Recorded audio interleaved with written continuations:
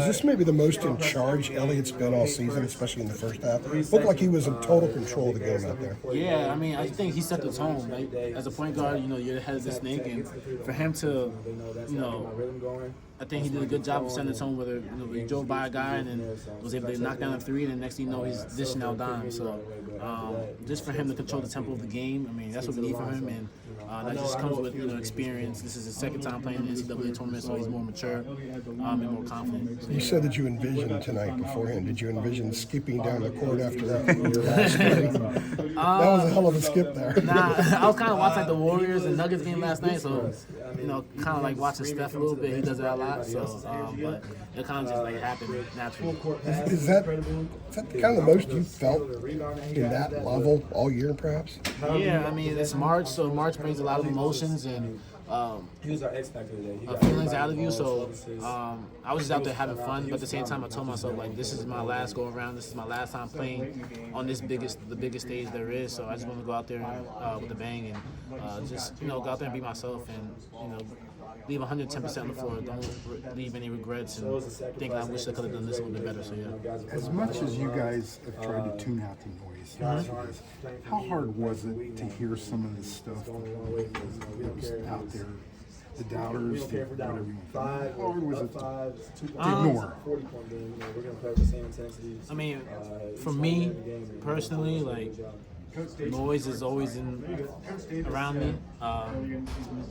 It's like that at North Carolina. I've been like that for about 5 years, and that just comes with just being such a great university. So even at the highest level, whether you're in college, whether you're in NBAs, the professionals, you're always going to have noise. You're always going to have doubters and haters and comments, whatever the case may be. But it's your job as a professional athlete just to ignore that and stay true to yourself, but then also within the parameters of the team. So I think we're doing a good job of doing that, not really allowing that to get inside the locker room, and just kind of just avoiding all of that distractions and whatnot. So we've been doing a good job of not listening to it. Yes, we hear it, but we don't listen to it at all. We know what we're capable of. We know what type of team we are.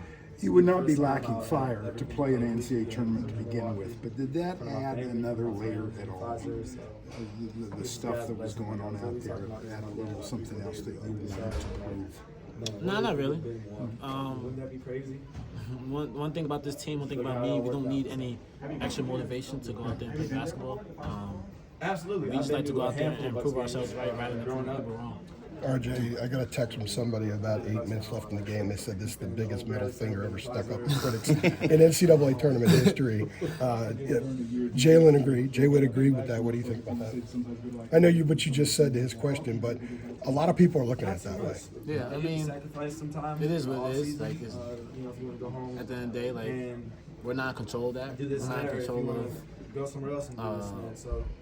being placed in NCAA or being not placed, and just obviously the controversial statements that be going on. So at the end of the day, it is what it is, but we just got to focus on us. RJ, respectfully, it did look like y'all had a point to prove the way you play. I mean, it did look that way. And, I'm not saying you're lying, but you know what I mean? It looked like there was a determination there to just pile it on. Nah, I mean, we're just excited to play in March Madness. This is, if you really go down the roster, this is everyone's, majority of the team's first time actually playing March Madness. So it was really just a lot of the excitement and going out there and playing in front of our fans and having the opportunity to go to Milwaukee, to be in the first round. So it was really just more about taking advantage of this moment. So good opportunity to take. You talked about visualizing the game and just what it would be like for you. What are the last kind of 24 hours of preparation, getting your mindset right?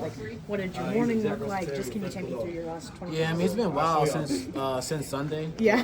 Obviously, we lost to Duke Friday, and then just a lot of emotions and thoughts going in my head that night and going into Saturday. So we practiced Sunday.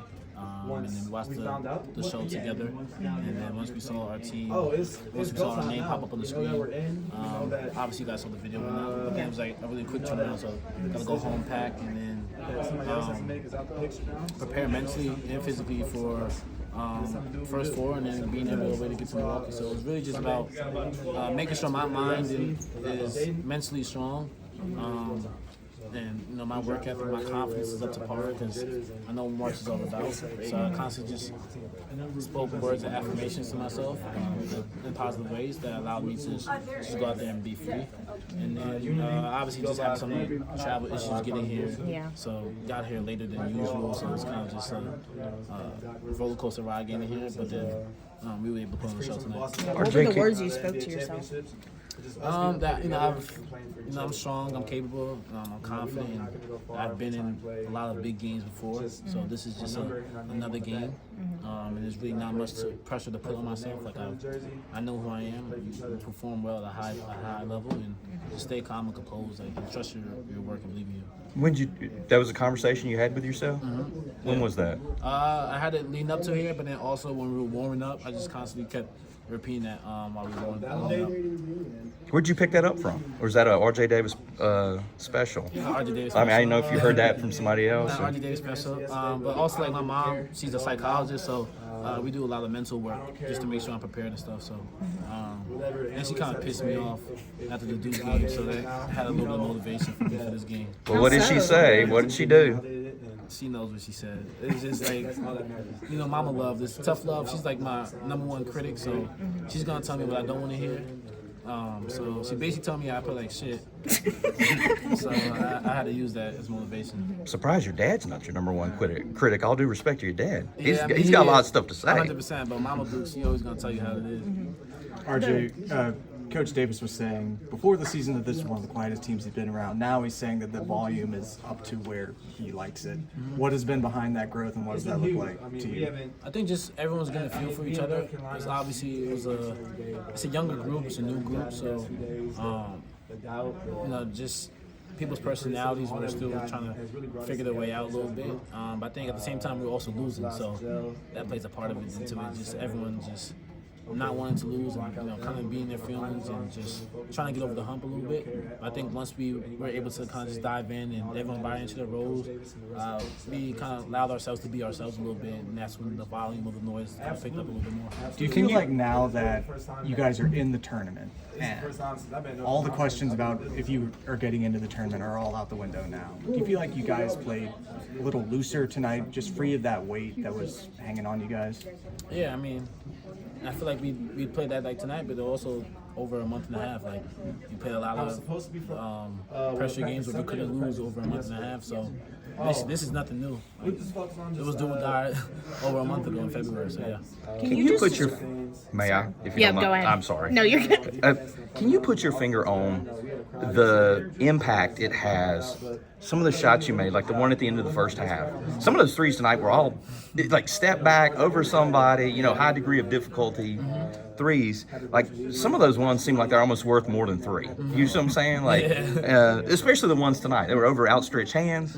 Like, can you put your finger on the impact that has for this team and when you're playing well like that, how it sort of just fuels the momentum? Yeah, I mean, I think we feed off that. It's good energy, some momentum booster. Like, I always joke when I tell them I'm 5'8", so it's like I'm over here shooting over 7-footers. Right? It's about right. So it's like, how is he making out shots? But I think it definitely gets the team going. And I was talking to JB about it. He was just like, every time you shoot it looks like a layup. So I kind of had that in the back of my mind. So whenever I shot the ball, I knew it was good. It was looking good tonight. Yeah. Can you just describe, I mean, what does it feel like to have those words of affirmation where you're sitting there and you're like, I know who I am as a player, and then to actually go out there and be perfect from three, have a game like this? I mean, what are those feelings like to actually, put those words of affirmation into practice like today? Yeah, I mean, first and foremost, it definitely calms you down. Like, obviously, as athletes, you want to perform at a high level. So I think you put pressure on yourself just from the doubts, the fears, the worries that is just constantly replaying in your mind. But then at the same time, that's when you have to take a step back a little bit, take a reset button, and that's what I do. In order for me to kind of just grasp into the moment and not allow myself to get overly too hyped. So as I'm repeating these words in my head, I'm talking to myself. It keeps me calm, keeps me composed. And then you just close your eyes and you envision it. Like, I'm a big believer in that. It allows me to just go out there and hoop. At the end of the day, it's basketball. So yeah. Yeah, and